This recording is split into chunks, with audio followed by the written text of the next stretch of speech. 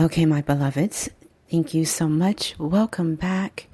This is the part of the show where I actually share a little bit of what I heard from the pastor, S.R.S, and he is amazing. So if you ever want to stop by and listen, he is located at fcbcnyc.org. They've been there for 14, 15 years or so, and they're online and also on YouTube. So just look for fcbcnyc.org. Okay.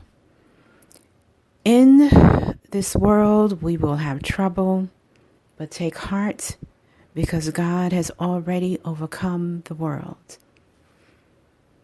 In this world, we are confronted with people who think that they can label us and treat us any kind of way because they feel like they are better than us.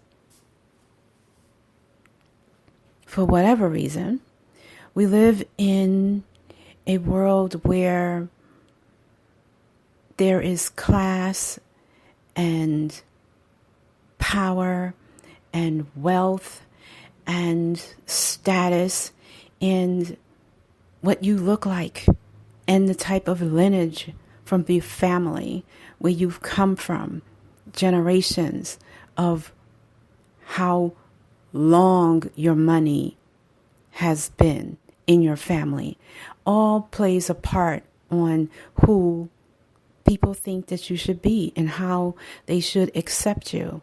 So the pastor spoke about how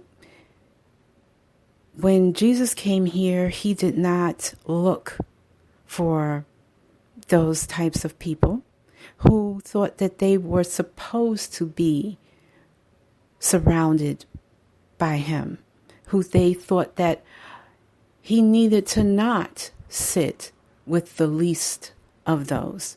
He came here not dressed as a king, because he was. He came here dressed as a carpenter, because that was part of who he was when he was growing up. His father was a carpenter. He became a carpenter before he was called on to go and be with his real father, to live out the legacy that we are all here because of, and that is he died for our sins, right? So when he came here, it was to be with the tax collectors and all of those downtrodden people that certain individuals shun their noses at, and they talk about. They don't want to help. They think, oh, they're a bother. They're in the way. Those people don't belong over here. And it doesn't matter what race that you are from. Doesn't matter what religion it is. Doesn't matter the age. It doesn't.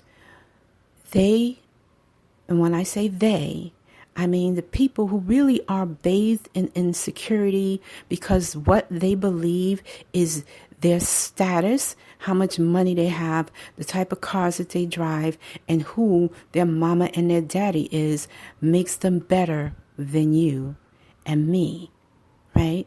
So the pastor spoke about how Jesus met the Samaritan woman at the well. And on this day that he met her at the well, he asked her, and I don't know if you all know this story, so I'm going to briefly tell you what this story is about. And it is John 6, verse 14, I believe. And what he is speaking about is that he met with the Samaritan woman, and the Samaritan woman had all kinds of issues that she didn't want anybody to know about, issues that she felt uncomfortable about, but because she is being herself, that's who she portrayed when she met this man that she did not know at a well.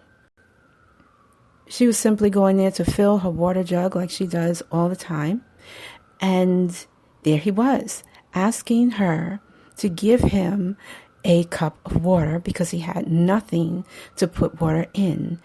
The chapter I'm talking about is John 4, verse 16 through 24. So on this day, he spoke to her. She said, if you knew who I was, you would not be speaking to me.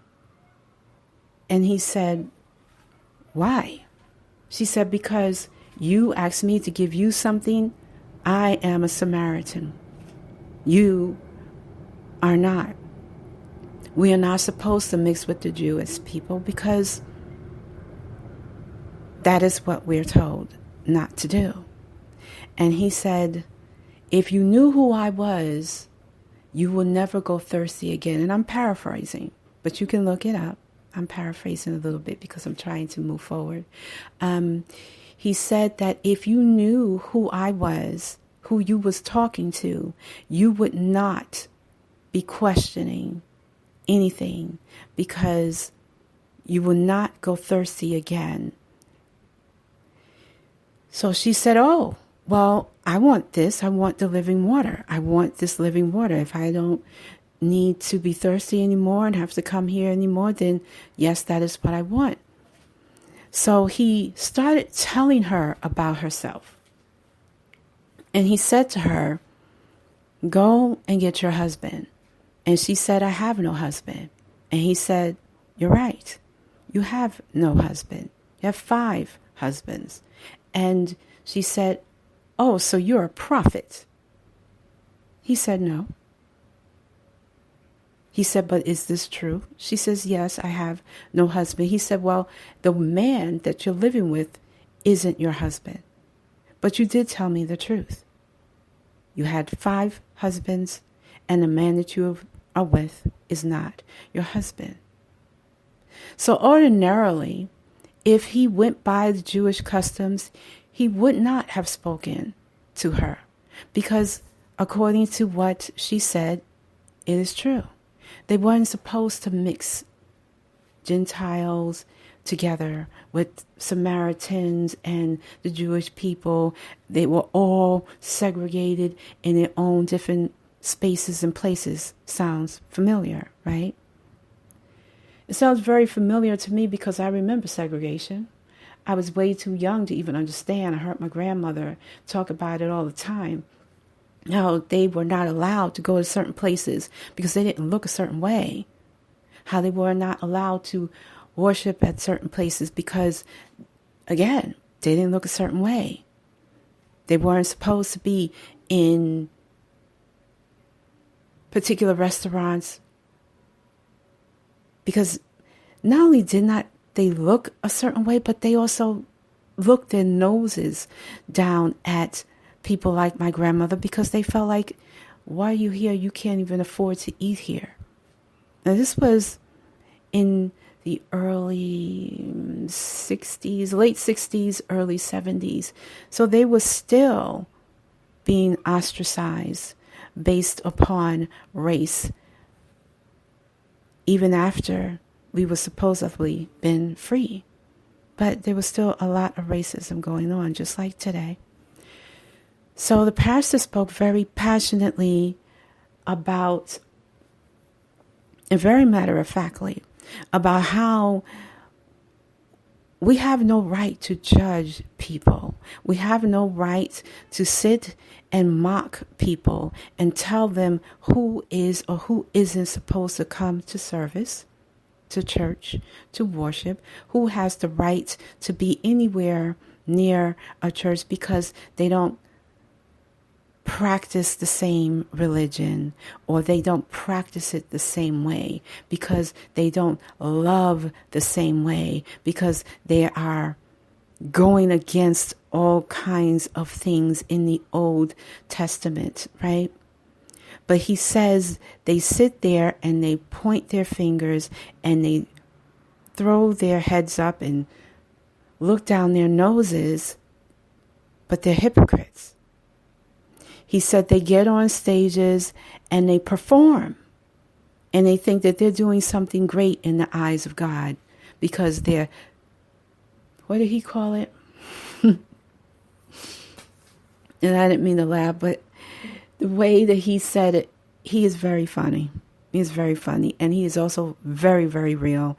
And he's authentic. And he's going to say whatever he's going to say. And he calls his following of Jesus the following of the carpenter, because he follows the realness behind who Jesus is.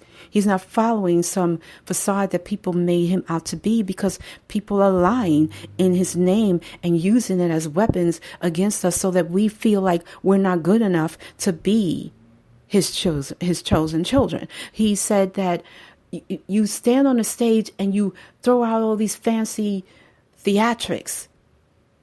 You don't get awards for that.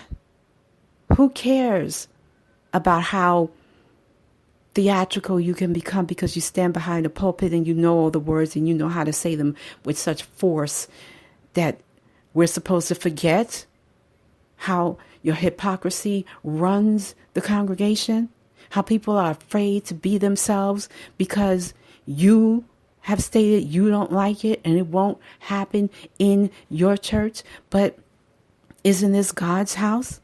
And in God's house, even back in those days where Jesus sat with everyone that people said he shouldn't sit with, what are you doing with the tax collectors? Why are you sitting with those people? He said, I'm not here to save the rich. I'm not here to save those who think that they're powerful.